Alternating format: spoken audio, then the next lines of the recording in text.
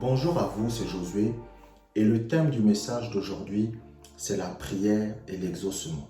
La première chose que vous devez comprendre, c'est que l'exaucement de la prière dépend de votre soumission à la parole de Dieu. Ce qui fait en sorte que lorsque vous demandez quelque chose à Dieu, vous arrivez à voir la manifestation de cette chose plus facilement, c'est la soumission à la parole de Dieu. Qu'est-ce que signifie la soumission à la parole de Dieu? La soumission à la parole de Dieu, c'est avoir une vie qui marche selon les principes de Dieu. Quand vous lisez la Bible, vous allez voir que les gens qui réussissaient à voir la manifestation de l'exaucement de la prière, c'est parce que tout simplement, ils étaient quoi? Ils étaient soumis à la parole de Dieu. Parce que vous devez comprendre que la parole de Dieu, c'est le catalyseur. C'est-à-dire que lorsque vous demandez quelque chose à Dieu, le Seigneur a besoin d'un catalyseur. Et le catalyseur qui fait en sorte que Dieu puisse manifester l'exaucement de votre prière sur terre, c'est la parole de Dieu qui est en vous. C'est-à-dire la parole de Dieu à laquelle vous êtes soumis. Par exemple, quelqu'un ne peut pas avoir l'exaucement de la prière dans le domaine des finances s'il n'est pas soumis aux lois de Dieu, aux principes de Dieu dans le domaine des finances. Un jour, il y avait une femme qui m'avait contacté. Elle me dit, Josué, j'ai prié le Seigneur afin qu'il envoie l'argent pour que je puisse payer l'école de mes enfants. Mais pourtant, ce n'est pas venu. Et j'ai commencé à lui parler des principes divins. Je lui ai dit que, mais est-ce que dans le domaine des finances, tu fais ça, tu fais ça, tu fais ça, tu fais ça? Elle m'a dit non. Mais j'ai dit, c'est pour ça que l'exaucement de la prière n'est pas venu. Donc, l'exaucement de la prière dépend de votre soumission à la parole de Dieu. Ça dépend de quoi? Ça dépend de votre soumission aux principes divins. Et ce sont des choses que beaucoup de gens ne comprennent pas. C'est pour cela que lorsque vous lisez par exemple la Bible, lorsque beaucoup de disciples vont s'en aller et que l'apôtre Pierre et les autres étaient avec Jésus, Jésus va leur poser la question. Jésus va leur dire que mais il y a beaucoup de disciples qui sont partis parce qu'ils n'ont pas aimé ce que j'ai prêché. Pourquoi vous ne partez pas? Et l'apôtre Pierre va dire que à qui irions-nous? Car tu as les paroles de la vie éternelle. Parce qu'ils avaient compris l'importance de la parole de Dieu. La soumission à la parole de Dieu est ce qui facilite l'exaucement de la prière. Lisons Jean chapitre 15 verset 7. Jean chapitre 15 verset 7. Si vous demeurez en moi et que mes paroles demeurent en vous, demandez ce que vous voudrez et cela vous sera accordé. Regardez ce que le Seigneur Jésus-Christ dit dans ce passage. Il dit si vous demeurez en moi et que mes paroles demeurent en vous, demandez ce que vous voudrez et cela vous sera accordé.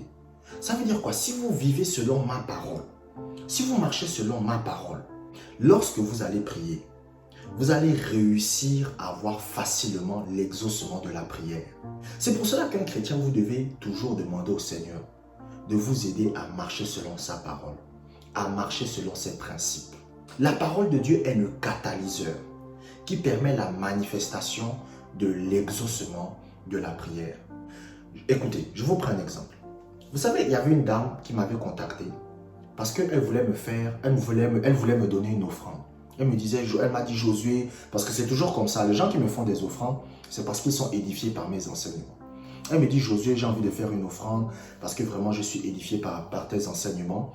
Est-ce que tu as PayPal? J'ai dit oui, j'ai PayPal. Et elle m'a fait un don par PayPal. Mais si je n'avais pas PayPal, je n'aurais pas pu recevoir le don qu'elle veut me faire.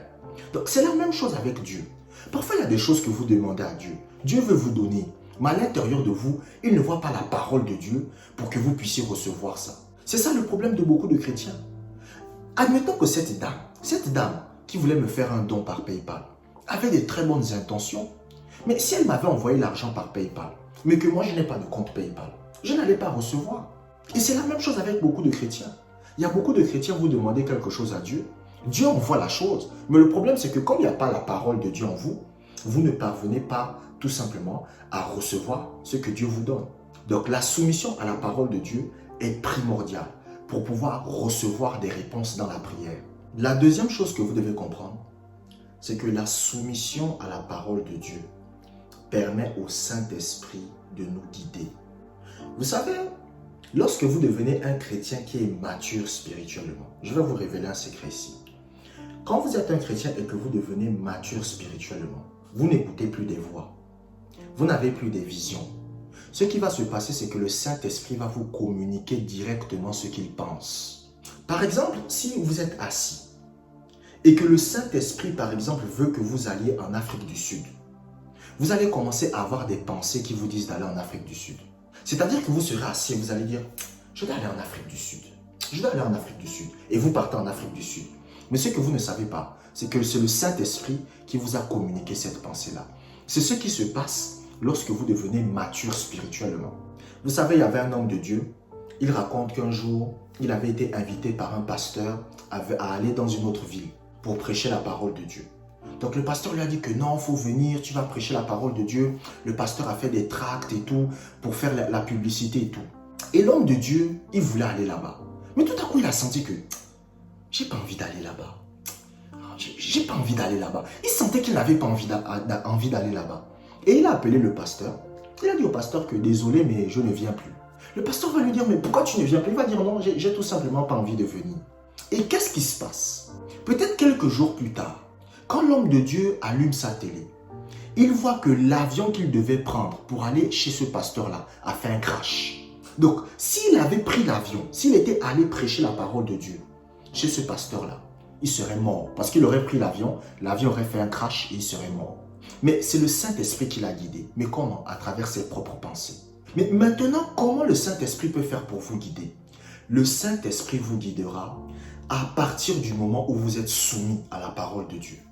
Lisons le psaume chapitre 119, verset 105. Psaume chapitre 119, verset 105.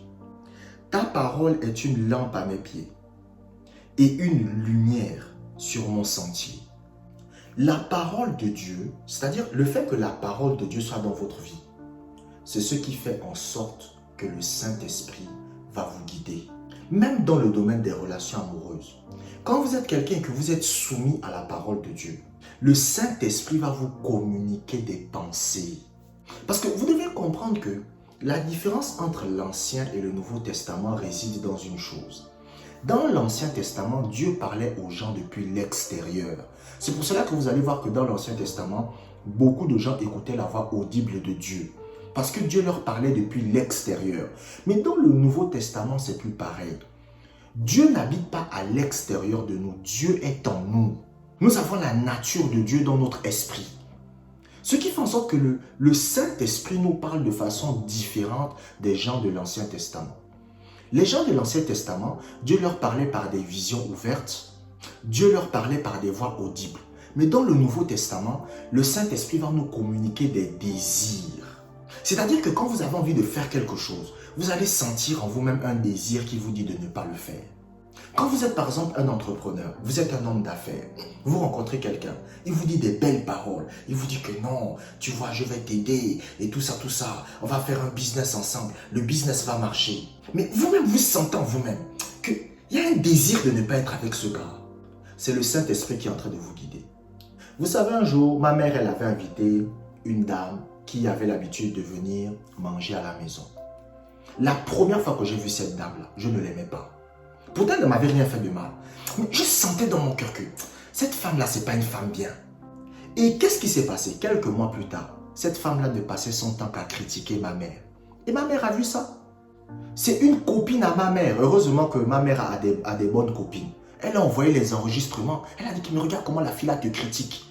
Et quand ma mère a écouté, ma mère était abasourdie. Ma mère a dit que mais la fille, elle vient manger chez moi. Elle vient à la maison. Elle me critique de cette façon-là. Mais le Saint-Esprit m'avait déjà prévenu. Mais quand il m'avait prévenu, je n'avais pas écouté une voix. Je n'avais pas eu une vision. Mais je sentais moi-même que cette femme-là, ce n'est pas une femme bien. Mais c'est à cause de quoi que le Saint-Esprit m'a guidé. C'est pour la simple et bonne raison que je vis dans la soumission à la parole de Dieu. Quand vous vivez dans la soumission à la parole de Dieu, le Saint-Esprit vous guidera. La troisième chose que vous devez comprendre, c'est que la soumission à la parole de Dieu développe la foi. C'est-à-dire que quand vous êtes un chrétien et que vous êtes soumis à la parole de Dieu, votre foi va se développer. Qu'est-ce que c'est que la foi? La foi est une ferme assurance des choses que vous désirez. Par exemple, vous priez Dieu pour une voiture. Je prends toujours cet exemple-là. Vous avez envie d'une voiture. Vous dites, Seigneur, donne-moi la voiture. Et après, vous avez une ferme assurance que même si vous ne voyez pas la voiture, même si vous ne sentez pas la voiture, même si vos yeux vous disent que tu n'auras jamais la voiture que tu as demandé à Dieu, vous avez une ferme assurance en vous-même qui vous dit que vous possédez déjà cette voiture. C'est ça qu'on appelle la foi. Mais cette ferme assurance dans votre esprit, qu'on appelle la foi, se développe par la soumission à la parole de Dieu. Un chrétien qui est soumis de façon petite à la parole de Dieu va aussi manifester une petite foi. Un chrétien qui est grandement soumis à la parole de Dieu va aussi manifester une grande foi. Quand vous prenez par exemple le cas de quelqu'un comme Daniel. Daniel, c'était quelqu'un qui était soumis à la parole de Dieu. La Bible dit que lorsqu'il est arrivé par exemple au royaume de Babylone, on lui a demandé de manger des animaux impurs. Et Daniel a dit que non, moi je ne mangerai pas d'animaux impurs. Pourquoi? Parce que je veux être soumis à la loi de mon Dieu. Et vous allez voir que tout au long de la vie de Daniel, c'est comme ça que Daniel vivait. Même quand on a dit qu'il ne fallait plus prier le Seigneur, on a dit ça, on a établi une loi. On a dit que bon, cette loi-là, on va empêcher Daniel de prier. Et cette loi disait qu'on n'avait pas le droit de prier le Dieu d'Israël. On n'avait pas le droit de prier un Dieu étranger. Mais Daniel a dit que non, moi je reste soumis à la parole de Dieu. Moi j'honore mon Dieu. Et il a continué à prier et à louer son Dieu. Mais qu'est-ce qui s'est passé? Daniel s'est retrouvé dans la fosse au lion. Mais pourtant, quand vous lisez le livre de Hébreux 11, on vous dit quoi? On vous dit par la foi, ils fermèrent la gueule des lions. Donc, ça veut dire que quand Daniel est arrivé dans la fosse au lion, la foi s'est manifestée. Et quand les lions ont voulu manger Daniel, ils se sont arrêtés. Donc c'est ça. La soumission à la parole de Dieu va développer la foi. Lisons Hébreux chapitre 11, versets 32 à 33. Hébreux chapitre 11, versets 32 à 33. Et que dirais-je encore? Car le temps me manquerait pour parler de Gédéon, de Barak, de Samson, de Jephthé, de David, de Samuel et des prophètes, qui, par la foi, vainquirent des royaumes, exercèrent la justice, obtinrent des promesses, fermèrent la gueule des lions. Vous voyez que dans ce passage, on vous dit quoi?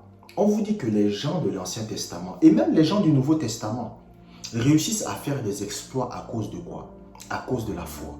La foi, c'est une ferme assurance que le Saint-Esprit vous donne. Vous savez, il y a un homme de Dieu, par exemple, il raconte qu'il était dans un endroit, et l'endroit là où il était, il y a eu l'incendie.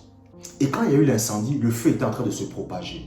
Et l'homme de Dieu a fait quoi? Il a pointé son doigt vers le feu. Il a dit, feu, je t'ordonne maintenant de cesser de te propager au nom de Jésus. Et le feu a arrêté de se propager. C'est comme s'il y avait une ligne qui faisait en sorte que le feu ne peut pas dépasser cette ligne-là. Mais qu'est-ce qui s'est passé? Il a eu la foi. La foi, c'est quoi? C'est une ferme assurance. Et quand il a dit au feu de ne pas se déplacer, il était calme. Hein? Le gars, il s'est habillé tranquillement parce qu'on l'attendait quelque part. Donc le gars, il a mis son costard. Il s'est habillé tranquillement. Il est sorti de son appartement. Il est parti. Quand il est parti, c'est là que le feu a repris à se propager. Quand les pompiers sont venus, les pompiers ont dit, mais comment ça se fait que tout ce temps-là, le feu n'est resté qu'à ce niveau-là? C'était à cause de la foi. C'était à cause de la ferme assurance. Mais ça vient à cause de quoi? Ça vient à cause de la soumission à la parole de Dieu.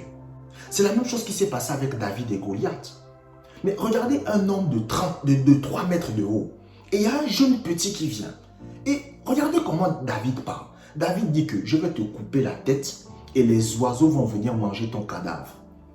Le gars avait une ferme assurance que ça va se produire. Le gars avait la ferme assurance que je vais te tuer. C'est la foi. Mais c'est à cause de quoi que la foi s'est développée dans la vie de David? C'est parce qu'il était soumis à la parole de Dieu. Parce que quand vous lisez même le psaume chapitre 119, quand vous lisez les psaumes de David, il vous révèle que c'était quelqu'un qui était soumis à la parole de Dieu.